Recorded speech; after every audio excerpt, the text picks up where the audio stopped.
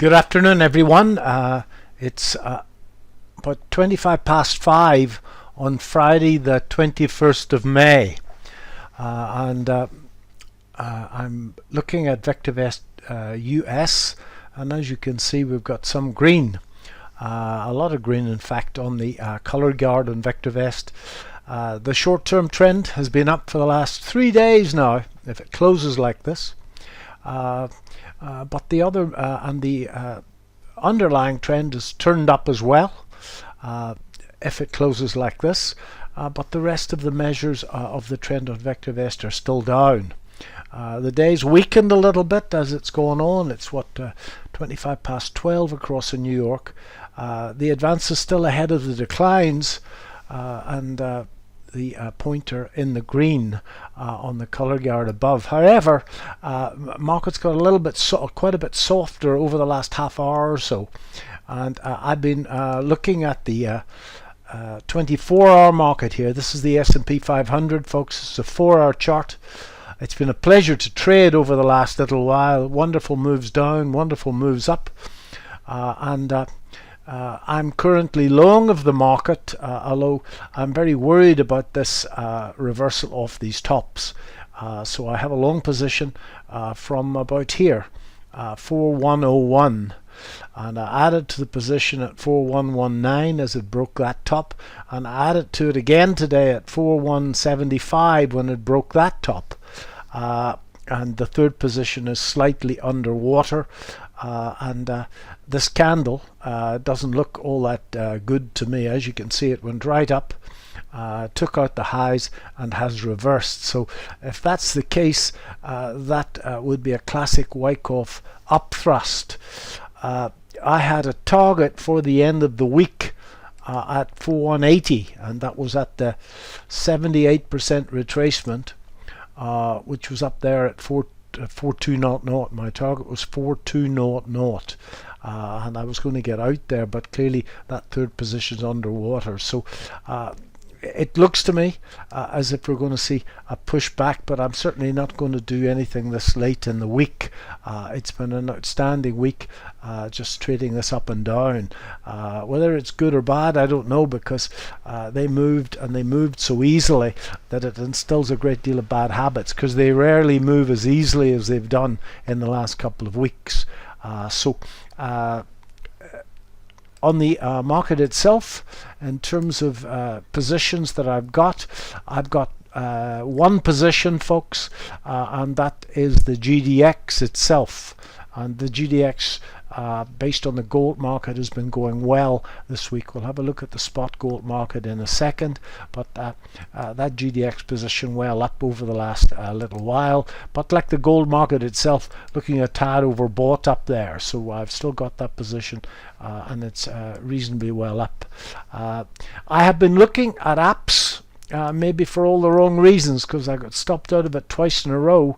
But if you look at the chart on apps, it's in fact charting a pattern made famous by Gartley, and it's a textbook. Well, I think it's a textbook Gartley pattern, where they've got this three-wave pullback, that AB equals CD, stopped exactly at the 62% retracement. And if we have a look and zoom in, we've got this big outside day and then a series of inside days. And I was watching it this morning, and I was tempted to buy into it here, but it actually broke above that high and reversed again. It was only up there seconds. So if the general market, in fact, and the S&P breaks above that 4200 level, and the general market starts to move, if we get one of the longer term signals such as the DEW turning to up, and we get a close above this level, then I would certainly be tempted in looking at apps again. Another one that's come to my attention is Disney, and Disney, a recovery stock obviously, and Disney, there was a beautiful spring setup down here, but it would seem to be trading in a Gartley type pattern, good results today, but there is a drive A, B and C down, not nearly as pretty as on apps, but as you can see it stopped pretty much at the 78% retracement. And if we put on the MACD, we can see that it still hasn't turned yet, but there would be very strong reverse divergence in this. That's rising, this is falling, so maybe a little bit early on Disney, but I certainly like the look of Disney for another push up if the general market starts to move. Okay, so again, 70% of the exercise is the general market. Square is at a major support level, Roku is at a major support level, but I like the look of apps and I like the look of Disney better. So and Upstart, I think I spoke about Upstart the other day. Upstart has done exactly what I thought it was going to do, and of course I've just watched it go up because I've been waiting for the DEW to turn. Thrust, MACD's saying a little bit of reverse divergence, but let's just get rid of it so we can see what's happening. And then we had in fact a absolutely classic 5-wave falling wedge, and it's broken out of the falling wedge, went below the 618 to run those stops, and it's moved up, and just the volatility is incredible. That's a move from that's a move from 82 or 83 to 143 in a week, 7 or 8 days, 7 or 8 trading days. So volatility there, huge. So not much done in the US, folks. And if we go back and look, we can see that fairly ugly looking outside 4-hour candle after trapping an awful lot of people, including yours truly, in that third part of that position. Probably this market is, can easily come back, even under the most positive circumstances, come back to here before going again. So I'm going to cut that long position quite soon. Okay, if we have a look at the gold market, there's the gold market. It's come a heck of a long way this week. On Monday afternoon it had such a magnificent, it was a $50 day. As you can see, there's old tops here, and maybe there was liquidity around there. The longer term position, I drew that trend line in I think at the last meeting. It takes me a while to draw it properly. I'll draw it in an agricultural way. It's broken that level, and that's a very strong sign. I think we can quite easily come back and kiss that level, which is this last old high. So certainly a pullback to 1843 would be perfectly in sync with this up market. Unfortunately, what's more likely is a deeper pullback, folks. But nevertheless, I think even the most bearish commentators are now saying that this is in fact an impulse move rather than a corrective move. So I think that'll help the gold market significantly. In the UK, well, I'm well pleased with the portfolio. All of the measures of the trend are up. And we've got a confirmed up in place. That's been in place since the 11th of November. The portfolio is doing what it's intended to do, not shoot the lights out, but to actually grow and grow slowly and safely without a great deal of fuss, and I'm well pleased with it to that end. I've added, when the short-term trend or the primary wave turned up, I bought into Persimmons the other day. So I bought into Persimmons as another recovery stock. As you can see, relative safety at 1.47, and in Bellway, the other one that I've had for quite a while now, relative safety is 1.48. So these companies have got a very safe track record of making money. Unfortunately, the earnings still haven't come to the party yet after the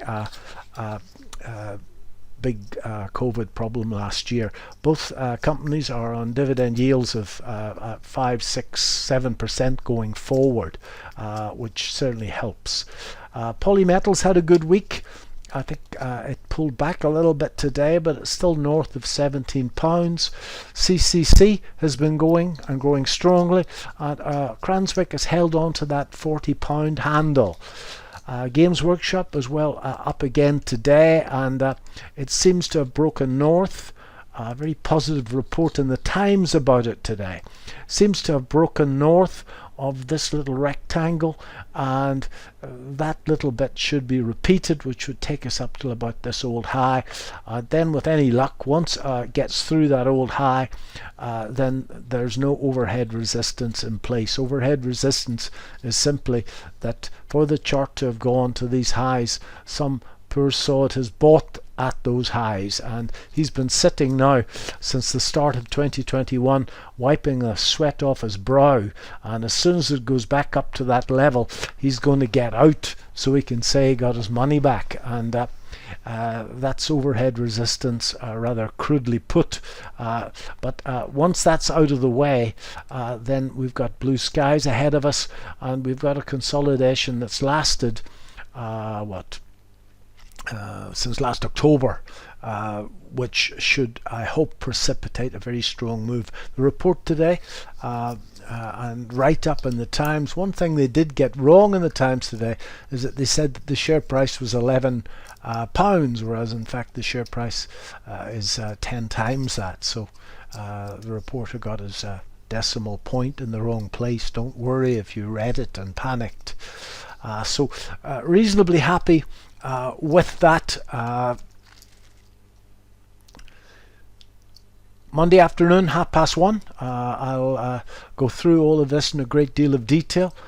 Susan Thornborough is going to come in as well and talk about navigation of the Effective S program, and especially in inputting the parameters to the Unisearch. That was in fact put together by Colin Scott last Wednesday night. It's not quite as intuitive as it could have been, so she's going to talk about that, and we'll answer all your questions. Any of you that are not VectiveS customers, then if you email me, david.paul@vectives.com, I'll send you a free invite to the meeting. Okay, have a great weekend everyone. Take care of yourselves. Bye bye.